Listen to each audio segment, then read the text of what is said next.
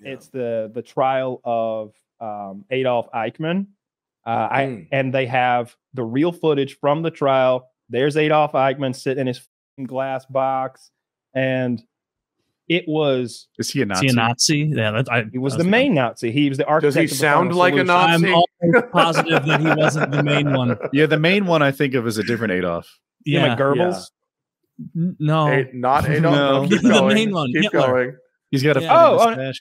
Oh no. Okay, I know about Hitler. I'm saying that Adolf Eichmann was knew about him. For the listener, Hitler was the leader of Nazi Germany, starting in the Who was Hitler again? No, so Hitler did a lot of things. I'm not trying to. By the way, I'm not trying to take any onus off of Hitler here, but Adolf Eichmann was the guy who's like, it said it on his plaque. I was not trying to take anything away from him. Like on his door. No. Oh, far be it from him. Big ups to Hitler, but Adolf Eichmann. Christ. No, so they got him in that fucking. It's what they did. This happened in 1960, many years after the war, obviously.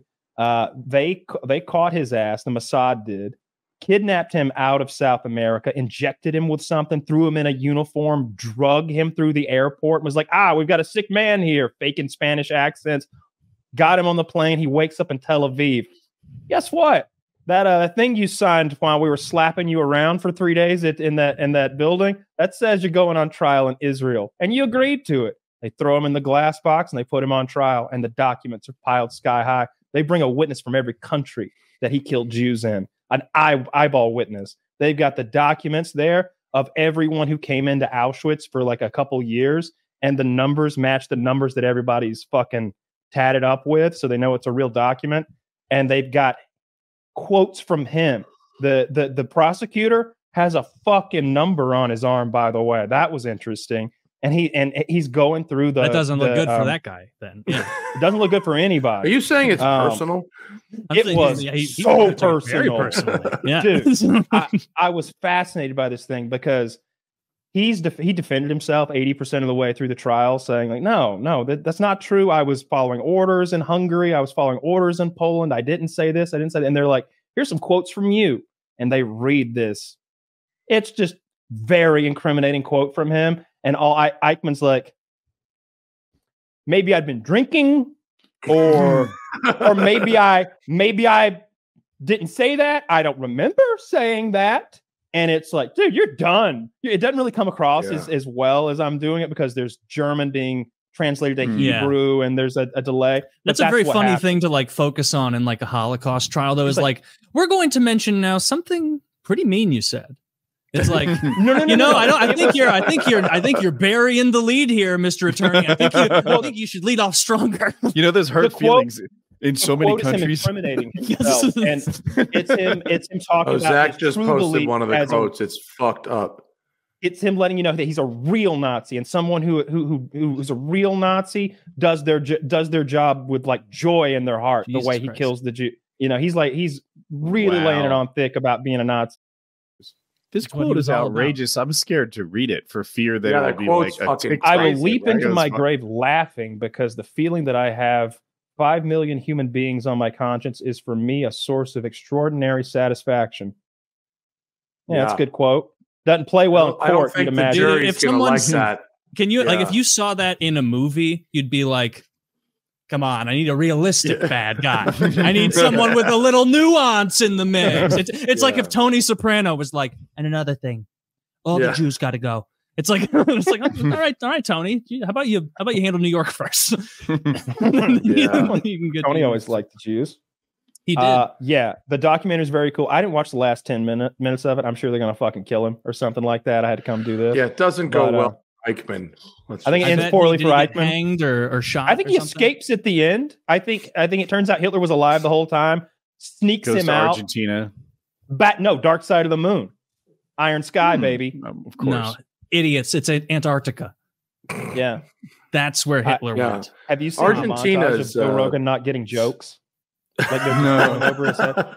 Dude, I like Joe's show. And Joe knows more about comedy than me, and he's funnier than me, all those things. But God, he doesn't get a joke. He's having this discussion with this lady, and they're talking about the Nazis or something, and she does this really good wordplay about how you could defend anything that they've done. And Joe's like, "What about the Nazis? Did they have a right?" And she's like, "They did, the Third Reich. And he doesn't get the little wordplay joke that he's making. He goes, I don't think it's right. I think it's Reich.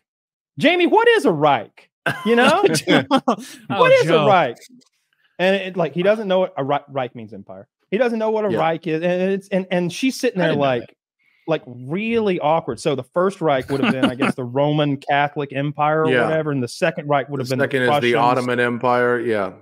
And then Hitler creating the Third Reich in the 40s, and then you often hear the Fourth Reich from neo-Nazis and such, and so yeah, that's it. There's there's only so much. Well, we're hoping to staunch that down and keep does Reich necessarily mean bad? No, because couldn't America be a Reich? It's like that Charlie Chaplin mustache, not necessarily bad today. The meaning has Michael Jackson or Michael Jordan.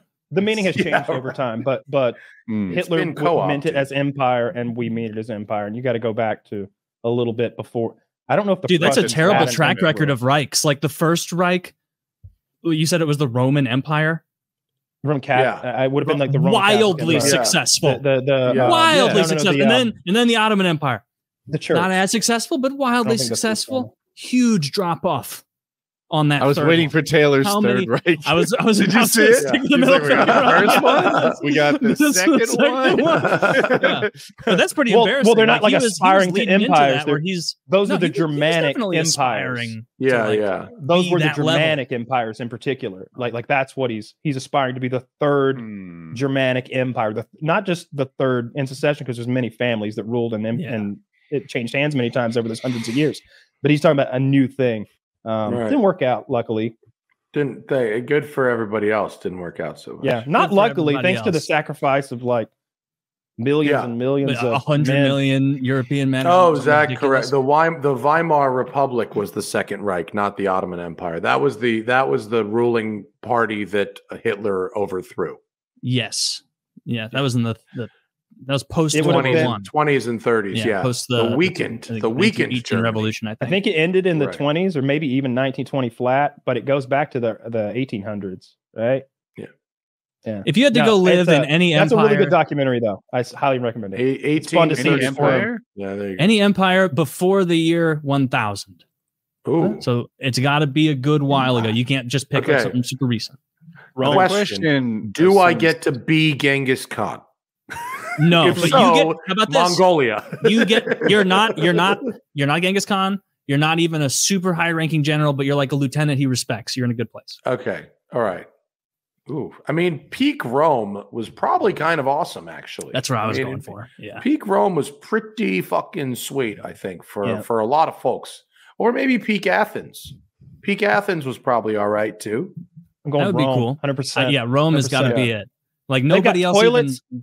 Yeah, they've got toilets, dude. Like running water. You can't say that about everyone. They had hot running water if you're rich. But I think you could just be a soldier. Olive I think oil. you could sign up for the army and eat and have a job. It seems like Rome was a much better place than say 500 years ago. Fucking United Kingdom. You want to be like Rome in the year like 3. Yeah. Not like 433. Like I based this entirely on the TV show Spartacus, but I think I'd like to own gladiators. I bet that would be a stressful job. Based on what Badiatus had to do. Like, you got to specify, what white ones. But like, they would be from every corner of the kingdom. There was a lot of sex in that show, and everyone was a fucking fitness influencer. So, but would you want to have sex with gladiators, like people who are trained to kill? You're judging me now, and that's you could find sexy whores to have sex with who like don't know how to kill you. And don't spend all day training to do so. I was really talking about the female staff. There were like orgies, and all those girls were 10s. That one. You know what I would do? Crazy torpedo tits. If I were if I were the what was Badiatus called in Spartacus? What is the name of the guy who owns all the gladiators, the gladiatorium or some shit?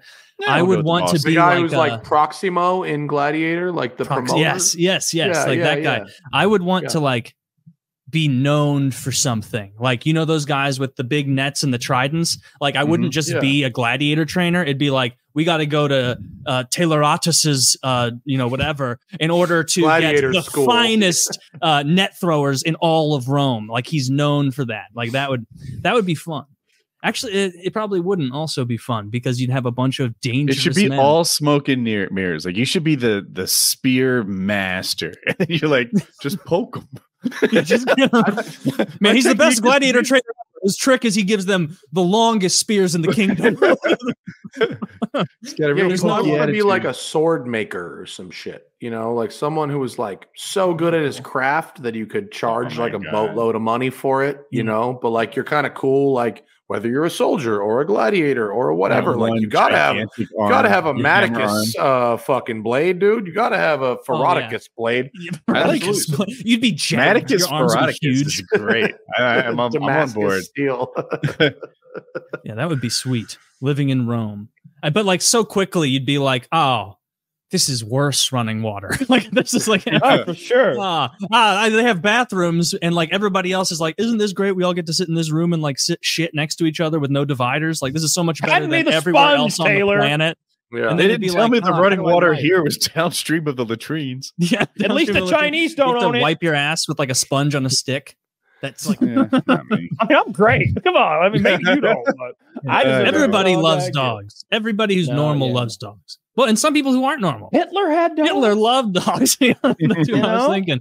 He was all about German shepherds. I don't know if I don't know if it was a German shepherd thing or a dog thing because I don't think I've ever seen him admiring. I've seen other video of types him playing dogs. with it. I've seen video of him playing with his dog. Blondie? Other dogs. Blondie, yeah. That's I remember that. remarkable that you know that. Yeah. Oh, I've seen the History Channel. And It's Always Sunny in Philadelphia. And It's Always Sunny in Philadelphia. And you combine those together and you've got it pretty well wrapped up. The Eagle's Nest, the Third Reich, Hitler. See, I was trying to say I learned it from a documentary, but you're more right about It's Always Sunny. Yeah. I learned that. I don't know how I feel about him poisoning the dog in the end. They say it was to test the potency of his cyanide capsules that he gave the dog the cyanide. But What? I always, and I guess it is because I could imagine putting the dog down because the Russians are coming. Like I'm not going to let the Russians get Blondie, but who knows what they'll do? Their dirty fucking Slavic hands. I mean, we raped our way across Eastern Europe all the way to fucking Stalingrad. They're gonna want some payback on dog. Blondie. Yeah. Yeah, They're gonna rape the dog. You think? they may rape Oh, they my. may indeed rape Blondie, and I wouldn't want that. So I Probably put the leave the down. dog alone and steal the washing machine, just based on what I'm looking at. And I think that he did test the cyanide capsule on the dog, though. He ended up taking the cyanide and then shooting himself, which is an interesting. Let's make double. Why would you kinda, do two?